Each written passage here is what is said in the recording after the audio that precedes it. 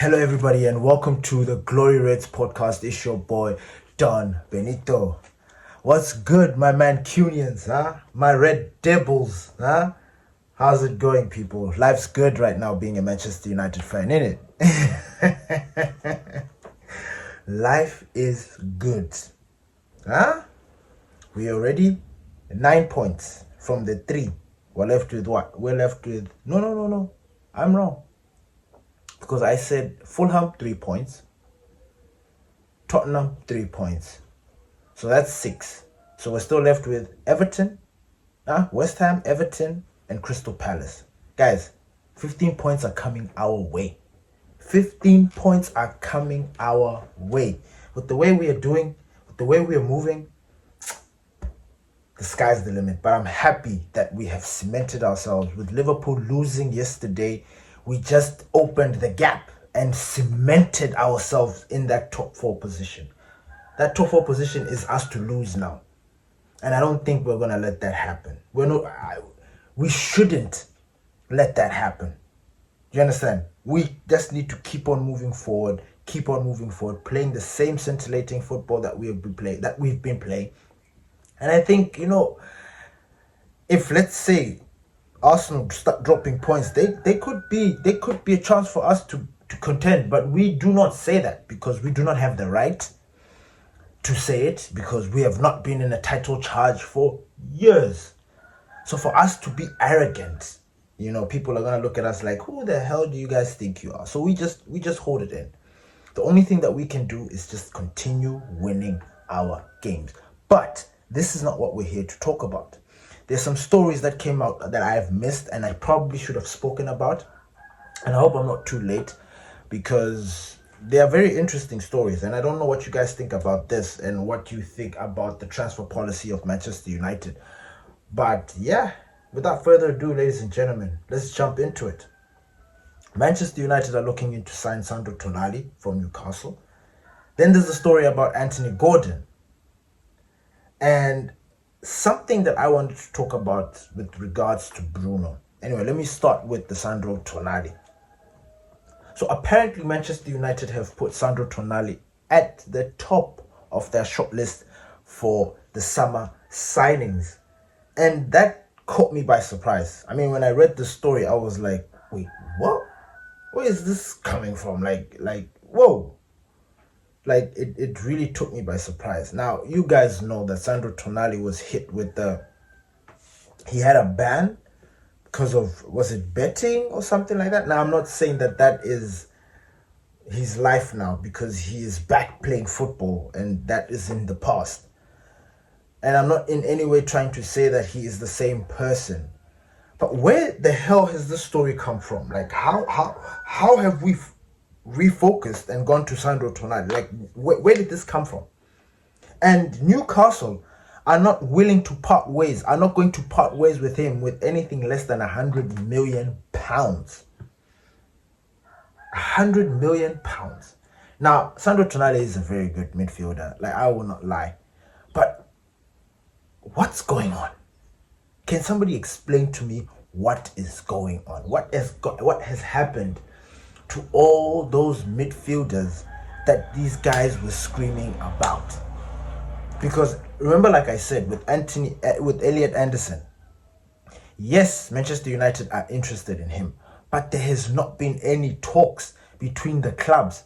There has not been any initial poaching or any initial discussions between his camp and Manchester United, there isn't anything. It's just Manchester United are interested in Elliot Anderson.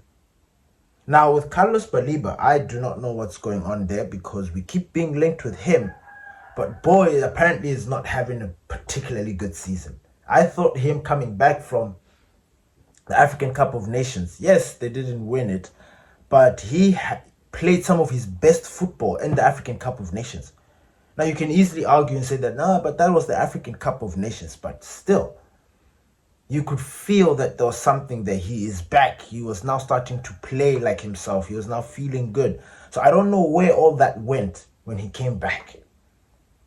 I don't know if Manchester United are still going to be in for this player, because it is looking like it is not. I mean, the sole fact that we are now looking to get Sandro Tonali is sort of giving me those hints. Because I am thinking they're looking at Carlos Baliba and his performances and thinking, look, are we really seriously trying to get this player in? You understand what I'm saying? Like, they're really considering it. And the fact that he's not having good games, I think they're looking for alternatives, which is why Sandro Tonali has now been mentioned. And this is a big one, because Sandro Tonali, he kind of is like a box-to-box. I mean, he is Italian, you know, he brings that Italian flair. And the fact that now he's gained that that experience in the Premier League, he's solid. He really is solid. He's a very good midfielder. I think in the next episode, or in the next episode, that we're going to be talking or comparing these midfielders that we've been linked with. But for now, we're just going to be talking about this, because it's like, whoa, okay, Sandro Tonali. I mean, hey, I don't know. I don't want to jump the gun and say, yeah, we need to go and get him because, look, we are Manchester. We need to get him. There's so many midfielders in this world that I would love at Manchester United. But are we going to get them? Are we ever going to be linked with them? I don't know. But this one really caught my eye.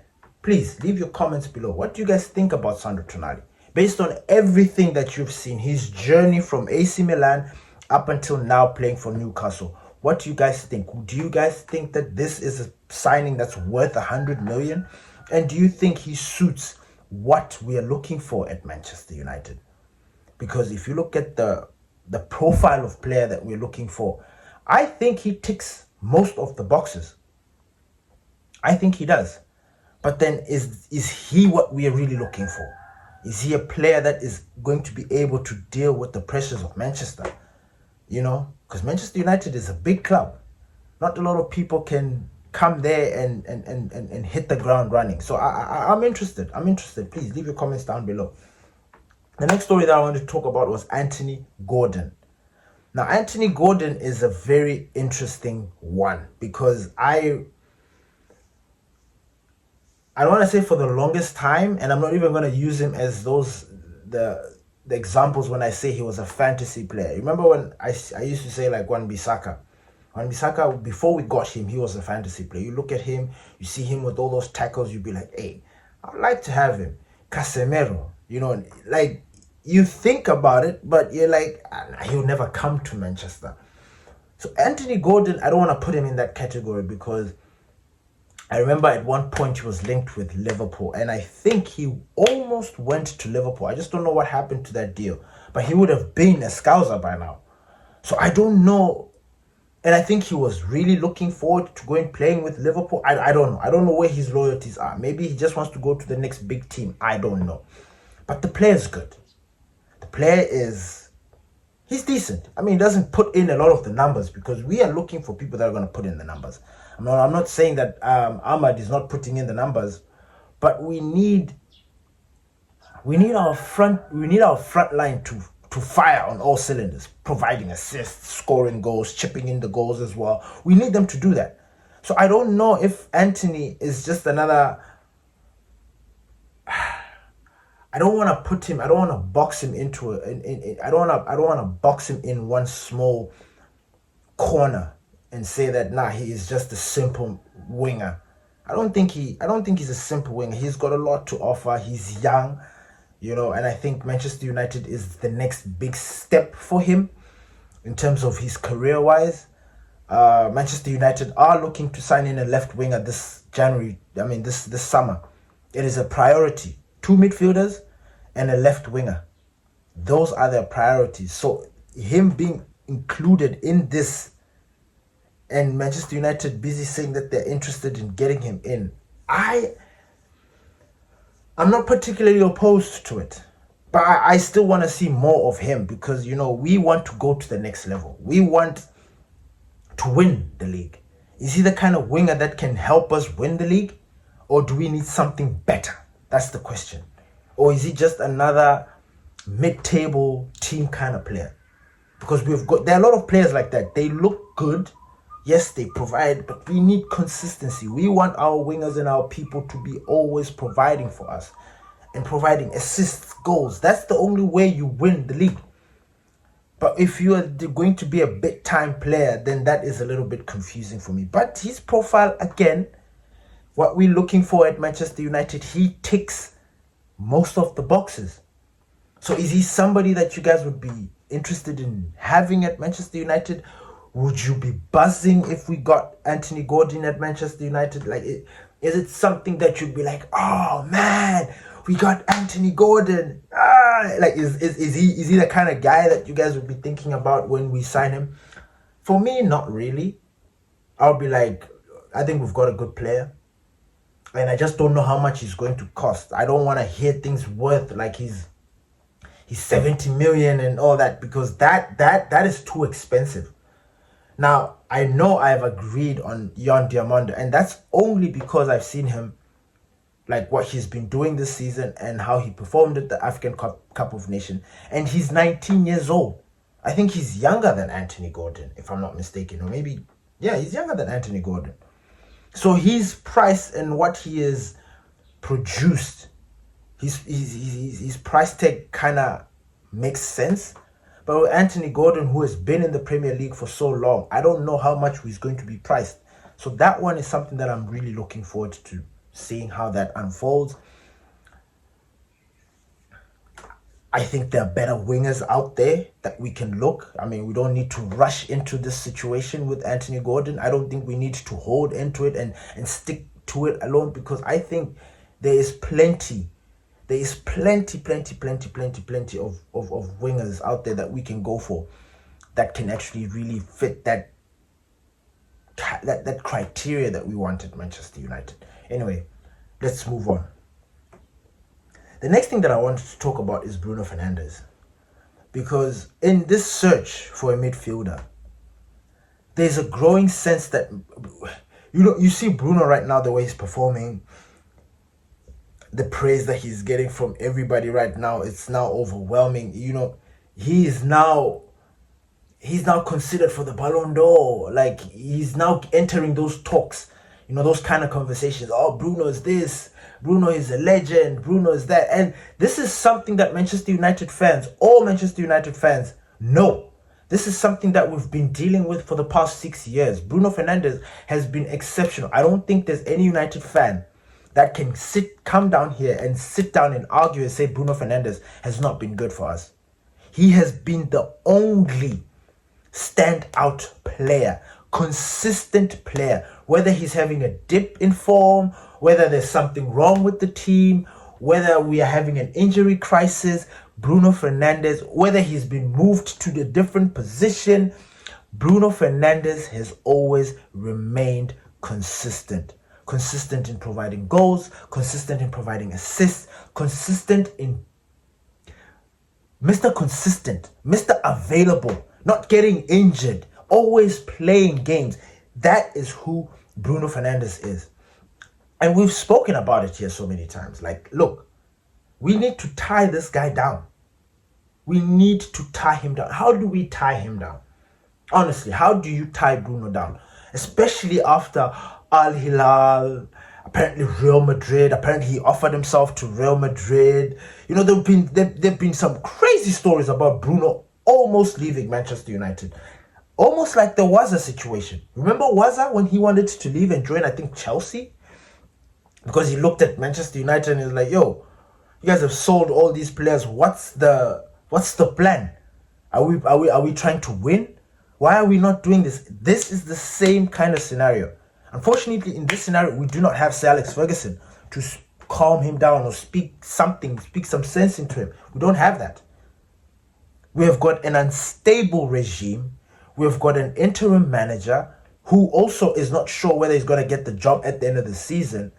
And you've got a player who wants to win trophies.